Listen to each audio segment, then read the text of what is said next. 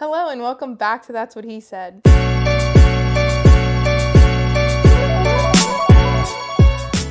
This week, I want to take a classic thing that everybody has heard at least once in their life and kind of flip it on its head to give you an Eric Guy special, which is the platinum rule. Treat others how they need to be treated.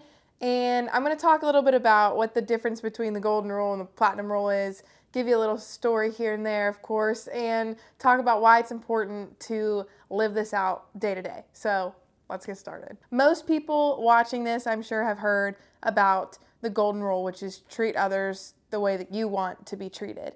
But my dad has been, and it's not like he's invented the platinum rule, but it has been very much a staple of our family and of our company.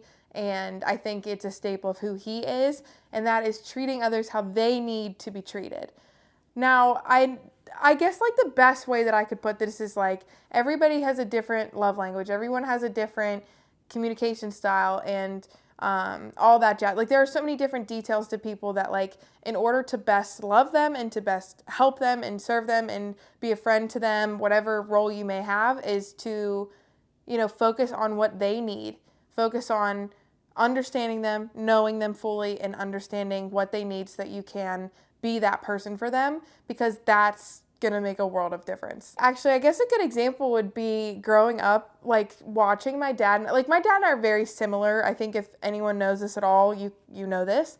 So we're very similar in a lot of ways, but the one way that we're not is he is like very direct. He's pretty good with like, I don't want to say conflict, but if there like a problem arises, he doesn't get like stressed. Like he is really good in those situations. He's like level-headed. He's able to like give his point and not want to curl up and like just sit on the couch and not do anything else ever again, like some of us. But I am definitely somebody who needs encouragement first. So if he's somebody who's very direct, he's good with conflict, I might be somebody who needs like encouragement. I might need that reassurance. And what he would do is instead of just getting frustrated or trying to put his needs before mine, like he was somebody who, and still is somebody who encourages me before we do anything or before I do anything. And I think that just goes to show like the way that we function, even though again, it's very similar, it's still polar opposite in that sense. So he showed me that like when I'm going through something or when I'm nervous about something, when I need to talk about something, like he treats me the way that I need to be treated. And I think that's why we know each other so well and we have such a like successful relationship and such a like successful company and all that jazz. So it just goes to show that talking to people the way that they best want to communicate, knowing people fully, like take the time to get to know people. Take the time to get to know the people around you so that you're able to best support them no matter the situation, good or bad. Now, there's a couple ways that you can do this. And I know the biggest thing that I've realized recently is empathy. And I think a lot of people lack empathy, or they have a lot of it and they don't use it intentionally. So your empathy, that goes, you can put this in your friendships, your parenting, your marriage or relationships elsewhere, your leadership in work environments, whatever it may be, like practicing empathy, listening, and understanding personalities, through the predictive index. That's a great way to understand people even better, but like love languages too can help, or like just something that helps you understand a person as fully as you can is beneficial.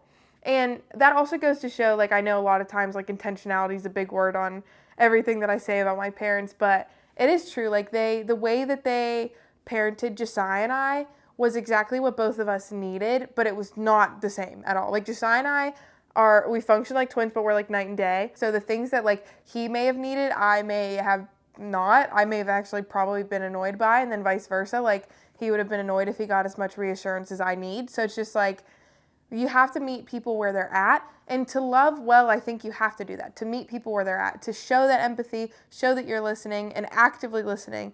And to understand their personality, understand how they tick, how they work, so that you can be more intentional and effective in your relationship.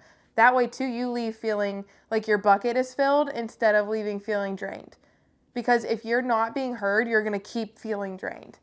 And the best thing that you can do to somebody else is actively listen to them, even if it's not solving their problem. Like a lot of times, treating others how they need to be treated is just letting them process it out loud, or letting them talk about it, or being there even if it's a moment in silence of just like being by somebody else and just being physically there, quality time support.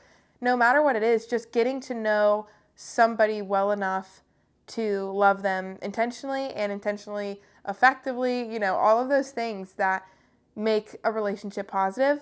That's what this is about. And just remember too, like love meets people where they're at, not where they wish they were. So I think it's just something to be mindful of, because if you want to be loved, you have to start by meeting people where they're at. Come as you are, meet them where they're at, and that will be more beneficial than you trying to change them into something that they're not, or try to make them think like you or not hear them, because there is so much value in being seen and heard and understood. Like, to be loved is to be known, and if you want to love well, you need to know people well. And also, that goes too, like if you need something, like being able to verbalize that and knowing that you're deserving of that help and you're deserving of that grace that people give and that understanding that they have for you. In order to love well, you have to be loved well. So, and that's the tricky part. Like a lot of us are like, okay, I can love other people, whatever, but like accepting a compliment or loving myself is very difficult. So then how do you do both? That's what I want you to work on.